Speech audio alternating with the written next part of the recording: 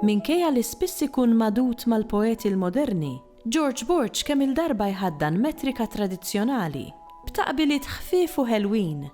It-tim tagħna ltaqa' ma' Borch sabiex jitgħallem aktar dwar il-poeżiji liriċi tiegħu u dwar l-isfond li beda jikteb fih.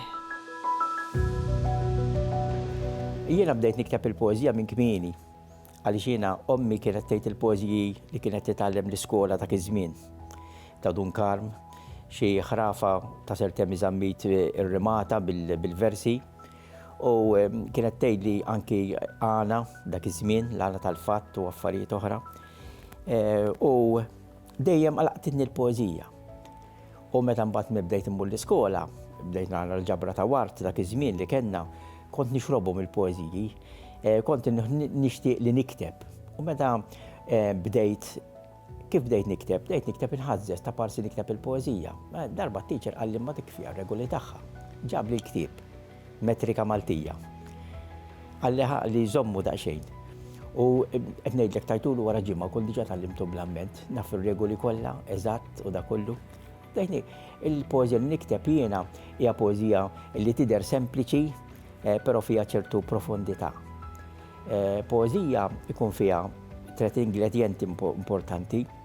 L-emozzjoni, jiġifieri temozzjonak b'xi mod, ma tħallikx kif kont. Il-ħsieb, u l-ħsieb irid ikun daqsxejn oriġinali, kemm jista' jkun jew inkella jekk ma jkunx oriġinali jkun miktub b'mod ġdid sewwa. Il-ħsieb, il-mod ta' kif inhu miktub, u anki l-ħoss. Il-ħoss jiena nuża poeżija li fiha ritmu sewwa u li fiha rima ħafna drabi, ftit poeżija għandi minn rima wkoll ma vera ftit. Il-biċċa l-kbira minnhom huma poeżiji bir-rima. Barra rima għandek ħafna affarijiet oħra, ċertu sfumaturi li tagħti fil-lingwa, mela hemm il-ħoss ukoll. Jiena kif qal mill-ewwel Don Pietro Sergio-Langlot, jiena noħloq pont bejn il-qadim u l-ġdid, bejn it-tradizzjoni u l-modern. Il-poeżija tiegħi hija moderna fis-sens illi nitkellem fuq ħwejjeġ anki moderni. ċertu poeżiji li nikteb jien huma poeżiji insejħilhom liriċi li jitkellmu fuq in-nifsi jiena u jitkellmu b'ċertu emozzjoni. Waħda minnhom hija kont tajtni bewsa. Kont tajtni bewsa ma u rid tinżomma. Għaddejt subajja minn fuq ġbini bil-mod u bl-akbar ħlewwa. Ħallejt subajja jmissu l-sidri biex bewstek tidħol ġewwa. Forsi dil-bewsa llum għadha magħluqa fija. Forsi dil-bewsa llum mietet kif mietu l-bqija. Imma x'qed ngħid? Qed ngħid illi darba meta kont żgħir ommi tatni bewsa u dil-bewsa xtaqt illi inżomma fija nnifsi ġo fija. U provajt inżomma ġo fija, l-ewwel għamilt hekk fuq ġbini, u mbagħad żammejt idi fuq sidri. Imma ma nafx jekk ix qed hemmhekk dik il-bewsa, u għalhekk forsi il-bewsa llum għadha magħluqa fija. Magħluqa fija fis-sens ta' tista' tkun għaliex niftakar fil-bews li kienet tagħtini, mhux biss dik imma oħrajn ukoll. Imma forsi mietet kif mietu l-bqija. Għaliex? Għaliex jista' jkun illi dak il-bews issa li għadda mhux se jerġa' jiġi u diffiċli wkoll anke biex tiftakar fih għalkemm tibqa' tiftakar fl-imħabba illi ommok ikollha lejk.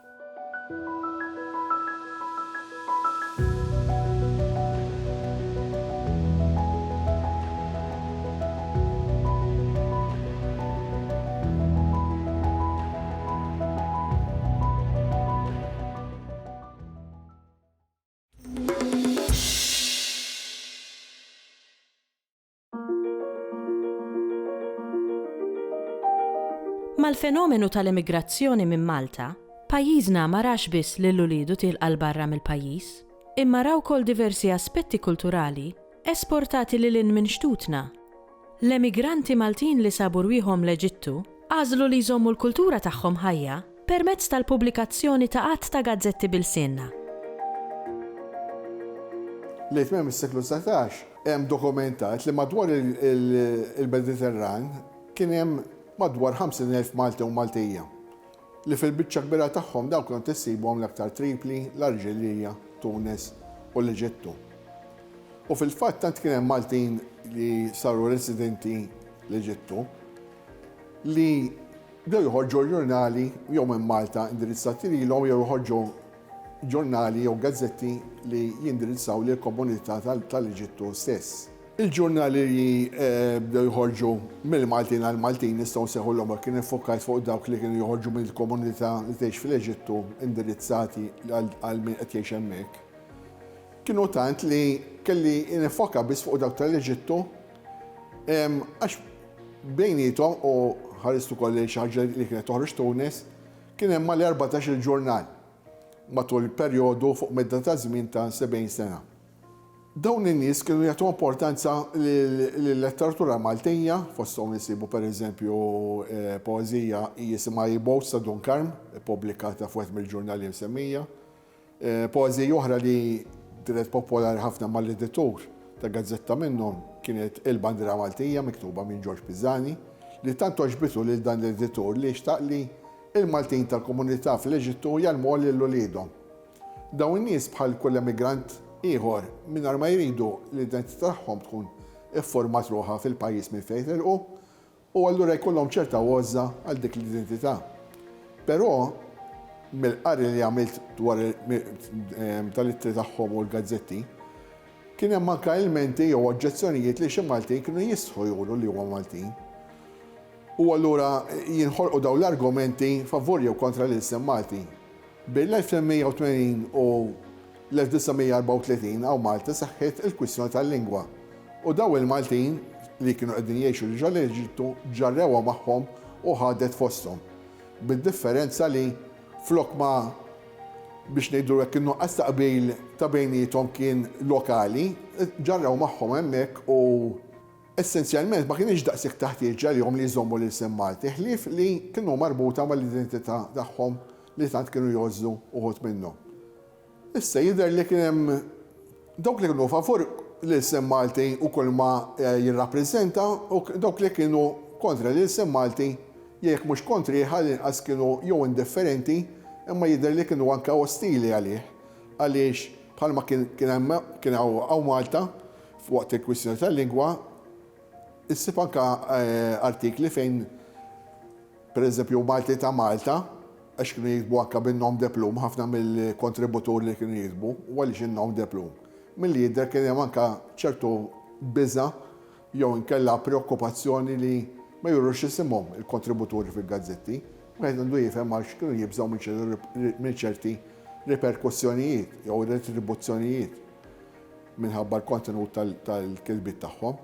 Kien hemm ċertu Malti ta' Malta li jidher li żar l-Eġittu li jikteb f'artiklu minn tiegħu li qabel traq lejn l-Eġittu qalulu hemmhekk se tħossok isek pajjiżek minħabba li l-komunità tal-Maltin kienet kbira ħafna. Imma juri d-diżappunt tiegħu fl-artiklu li jikteb għax jgħid li ma kienx il-każ sab ħafna Maltin li ma jużawx il-Malti jew għax il-ġenituri tagħhom ma ddewwolhomx jew inkella għax ma talmuhx jew ma rridux jużawh. Il-gazzetti jġibu kemm xogħlijiet ippubblikati f'Malta, kif semmejt diġà xogħlijiet ta' Dunkarm, ta' George Pizzani, hemm kitba ta' Giuseppe Kuti, u min-naħa tagħhom anke insibu poeżiji li kienu ta' xeħta romantika fejn jigglorifikaw l-istorja ta' Malta. Essenzjalment huma estensjoni ta' dak li qed jiġri f'Malta bid-differenza li l-kuntest kien wieħed barrani u li l-Maltin favur il-Malti kienu jiggranfaw aktar ma' dak li hu tagħhom jew li ħalu magħhom minn pajjiżhom minn Malta waqt li oħrajn ridu forsi anke jnessu il-fatt li kienu Maltin u li ġejjin minn Malta, anke minħabba l-qrubija tal-isem Malti mal-isem Arbi, l-isem tal-post.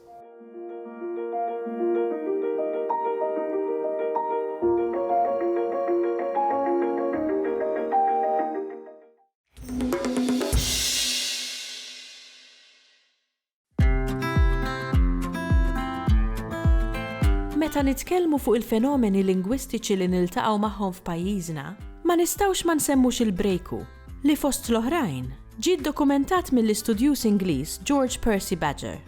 F'din ir-rokna nistaqsu dwar il-brejku biex nikxfu ftit mill-misteri tiegħu. Il-kelma brejku eżattament minn fejn ġejja ma nafux, probabbilment imma tista' tkun corruption tal-kelma ebrajk. Il-kelma brejku tfisser tip ta' lingwaġġ illi kien jeżisti żgur, nafu żgur, fl-inħawi tal-Arb Għawdex fl-ewwel snin tas-seklu 19, jiġifieri kważi 200 sena ilu. Il-kelma ma nafux eżatt minn fejn ġejja, però jista' jkun kienet espressjoni inti se tkellimni bil-brejku bħal meta llum ngħidu inti qed titkellem biċ-Ċiniż, jiġifieri xi ħadd li qed jgħidlek affarijiet li mhux qed tifhem. Vassalli li naturalment kiteb fost affarijiet oħrajn id-dizzjonarju fil-1796 il-ktib il-kliem Malti tiegħu u sema li hemm dialett jeżisti l-Arb Għawdex biss u bħala lingwist kien interessat fid-dialetti u mar ħalli jindaga. Però dan sab li kienet isa lingwa din li jitkellmu erba' minn nies bejniethom iktar x'ad-divertiment tagħhom biex jgħaddu żmien. U naturalment ma kienx ħaġa serja u ma interessatux. Ftit 20 ta' snin wara fil-1838 xi ħadd li kiteb ktieb fuq Malta u Għawdex, George Percy Badger, tkellem fuq dan il-brajk jew brejku, brajk jew brejku. Dan li kien essenzjalment kien almenu skont Badger. In-nies tal-Arb kienu jitkellmu b'mod meta mhux il-ħin kollu ġifieri, meta jfettilhom. Jitkellmu b'mod illi jibdlu l-kliem, ħantik żewġ eżempji. Dan f'Badger insibuhom. Flok fejn tokot inti, kienu jgħidu nejf ottok linki. Flok inti għandek mara, bil-brajk tiġi rama dennek linki. X'qed jiġri hawnhekk? Qed jibdlu s-sillabi, simple as that. Jiġifieri flok mara tiġi rama, per eżempju. Flok għandek tiġi dennek, flok fejn tiġi nejf, jaqilbu s-sillabi meta jitkellmu. Allura dak li jkun ma jifhimhomx. Meta jkun qed jitkellmu bil-brejku, għalhekk bil-brejku, inti ma tifhimhomx. Qed jitkellmu bejniethom u ħadd ieħor ma jaf. Isu code speċi. Issa għalfejn kienu jagħmluha din, jien naħseb dal-brejku effettivament huwa kurjożità lingwistika, ġifieri ta' interess għall-lingwisti u għall-antropologi forsi. Imma naħseb primarjament kien isir għad-divertiment tan-nies jiena ma naħsibx li kien hemm xi skopijiet serji warajh. Però mbagħad hemm ukoll lingwi segreti. Il-kelma lingwi naqra heavy hawnhekk, ishom codes, ħafna drabi li jibdlu kliem fil-lingwa hawnhekk. Segreti, illi nies jużawhom biex il-barranin ma jifhmuhomx imma għal xi raġunijiet iktar sostenuti bil-brejku. Per eżempju, jista' jkollok gruppi ta' kriminali inti jeżistu daw ħafna. Gruppi ta' kriminali illi jitkellmu bejniethom u jibdlu l-kliem b'tali mod li minnu barrani għal dak il-grupp ma jifhimhomx. Jista' jkun ikollok gruppi reliġjużi pereżempju illi jivvintaw lingwaġġ billi jibdlu l-kliem pereżempju jżidu s-sillabi biex meta jkunu bejniethom huma jiftehmu imma għal barranin ma jifhmuhomx. Din sibuha wkoll fil-letteratura. Pereżempju Clockwork Orange, qed jiġini f'moħħi Clockwork Orange ta' Anthony Burgess li għamel żmien jgħix Malta li mbagħad sar film ukoll kif taf. Dak avvinta lingwaġġ għal dan il-ktieb, nazzat. U il-protagonisti tal-ktieb fil-fatt anke l-narrator stess Alex jużaw din il-lingwa u din il-lingwa avvinta Anthony Burgess għal-ktieb. F'dak is-sens di tiġi isu antilingwa. Il-kelma antilingwa stramba il-lingwa qiegħda biex tikkomunika. Allura inti għalfejn għandek toħloq lingwa biex ma tikkomunikax biex jifhmu erba' minn nies biss. Dina l-interess ta' ħaġa bħal brejku u tan-nazzat li inti toħloq lingwa illi il-kapaċità komunikattiva tagħha hija preskrittivament limitata għal ftit nies biss, għal raġunijiet ta' divertiment jew iktar serji.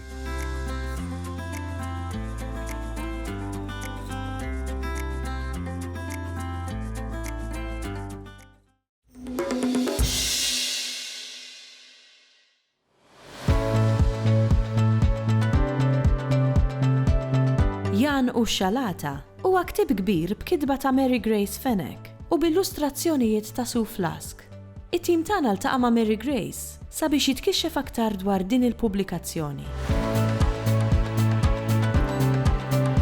L-istorja titratta dwar l-ambjent kif dawn il-kreaturi li huma l-protagonisti ta' dal-ktieb juħdu pjaċir fin-natura u juħdu gost man-natura, fl-ambjent naturali tagħhom. Issa Jan u x-xalata poġġejt il-kelma xalata mhux sempliċement biex impoġġi xalata, imma biex jattira tfal għax rid nollih fuq livell aktar għoli milli wieħed ħareġ u ħagost. Allura meta ħajara Jan u x-xalata tfal jiftakru il-kelma xalata x'inhi li juħdu ħafna gost u għalhekk iktar jorqothom. Barra minn hekk għażilt ukoll il-farfett, il-granċ li huwa bil-Malti nsejħulu qabru u iż-żrinċ mill-fawna Maltija biex bekk jibqa' stampata aktar f'moħħi tfal. Issa l-istorja titratta fuq dawn il-kreaturi ħarġu ma' Jan marru xalata. Fil-ktieb provajt ngħaddi ħafna azzjoni fejn il-farfett titir fuq il-fjuri, il-granċ joħroġ mit-toqob biex ikun hemm dik l-azzjoni ħalli tfal iktar jinġibdu u jidħlu fil-karattri. Fejn mbagħad żvolġiet l-istorja, morna fil-plott, fiċ-ċentru tal-istorja fejn kien hemm xi ħaġa li dina kienet id-diffikultà il-problema tal-istorja fejn tifla ridet taqbad dażrinċ huwa protett, ħadet il-parir tomma, ma ħallitux ġo kaxxa magħluq mudlam, kien hemm l-emozzjoni, id-dwejjaq ta' dan iż-żrinċ, bda jikbi, tarawh fl-istampi, l-illustrazzjonijiet ikellmuk, u mbagħad ħarbitu, tagħtu l-libertà.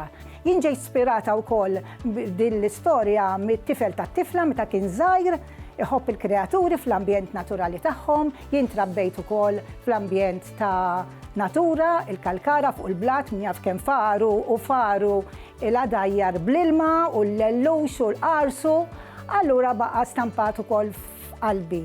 U rrid inwasslu l-tfal tal-lum li llum moħħhom ħafna mhux qed ngħid xejn kontra l-kompjuter imma laqas qed iħallu ftit tal-ħin li igawdu n-natura ta' madwarhom. Kultant laqas jindunaw li hemm l-għelieqi madwarhom u l-fjuri u n-naħal u daw il-kreaturi sbieħ għax ikunu medin fuq affarijiet tat-teknoloġija f'idejhom wisq.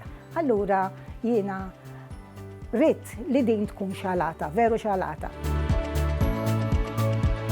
Iva nafx nagħmlu immorru xalata għal Jan. Jan mar isib l-żrinċ, l-farfett u l-granċ u hekk għamlu marru xalata.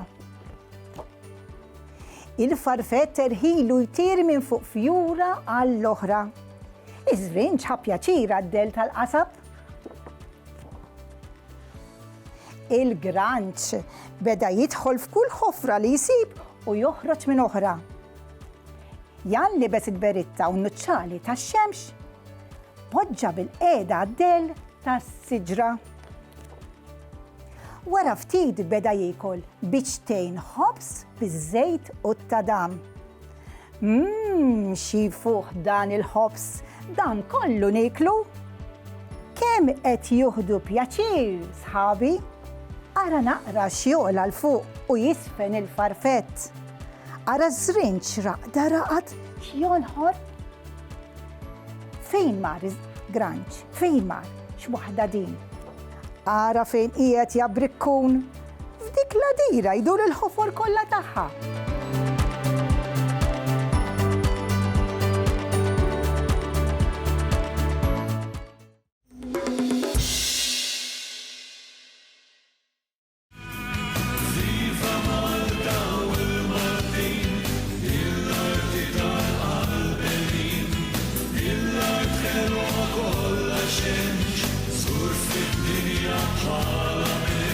Illum il-ġurnata, uħut mit-titli tal-kanzunetti u frażijiet oħra ta' Freddy Portelli daħlu sew fil-lingwaġġ popolari tagħna. Ngħidu aħna Murħallini, Viva Malta u l-kbir għadu ġej. Arrokna li jmiss, Iltqajna ma' Dr. Tony Sant sabiex jaqsam magħna xi riflessjonijiet dwar l-influenza tal-mużika fuq il-lingwaġġ popolari.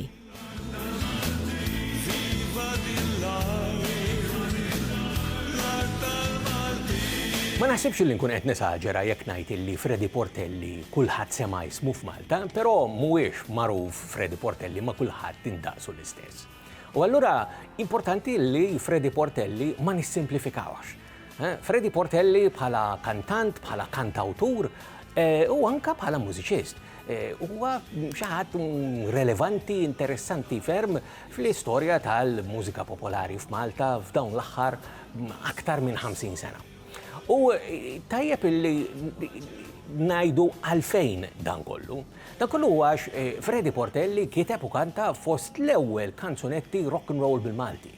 Issa meta ngħidu hekk tajjeb illi npreċiżaw ukoll ma kienx l-ewwel kantant ta' rock and roll f'Malta jew l-ewwel kantant ta' rock and roll Malti, kien hemm diversi oħrajn qablu li forsi anke ma kisbux il-popolarità li eventwalment kiseb anke hu. Imma xi ħaġa importanti ħafna li hija differenza ta' Freddy Portelli li huwa fost l-ewwel kantanti ta' rock and roll bil-Malti illi kisbu suċċess. U allura hawnhekk huwa fejn Freddy Portelli kif ġieli ngħidu huwa ir-re ta' rock and roll Malti.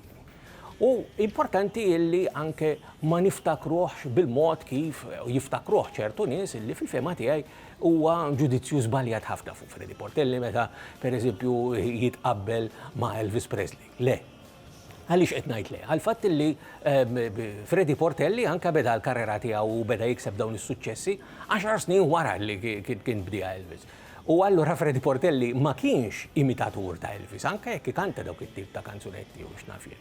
U hawnhekk nindunaw anke mis-suċċessi tiegħu. Ibda minn Viva Malta, b'mod partikolari illi naħseb jien hija waħda mill-iktar kanzunetti ħalli ngħidu ikoniċi f'dak illi huwa il-katalgu ta' kanzunetti Maltin popolari mill-indipendenza law, imma wkoll diversi oħrajn li dan il-kant ta' rock and roll bħallini, jew nkella l-kanzunetti anka ta' mħabba blintriċċi interessanti kważi kif issir fil-kanzunetti tal-country Amerikani bħal il-kanzunetti tiegħu għal dejjem u ma kellekx tort jew flimkien pereżempju, u kif għadda anka minn l-ewwel mal-grupp Malta Bums u eventwalment mal-grupp Black Train biex eventwalment anka kompla fi snin design. U anka issa illi wasalna fil-tielet deċenju tas-seklu 21 lil Freddy Portelli għadna nisimgħu anka materjal ġdid minn għandu. Però naħseb illi fost l-aktar kanzunetti sinifikanti ta' Freddy Portelli insibu suċċess li kellu flimkien mal-Black Train Jitbedu. Jitbedu fejn jiddokumenta b'ritratt mużikali tas-sew sabiħ it-turufnament ta' dawk il-Maltin illi kienu qegħdin jitbedu minn din l-art li huwa l-kliem li jużaw f'din il-kanzunetta biex jemigraw lilin minn Malta lejn l-Awstralja, lejn ir-Renju Unit u lejn il-Kanada u anke postijiet oħra jitbedu hija allura fil-fema tiegħi dik il-kanzunetta li tagħmel lil Freddy Portelli verament speċjali flimkien ma' dawk l-affarijiet l-oħra li semmejna qabel.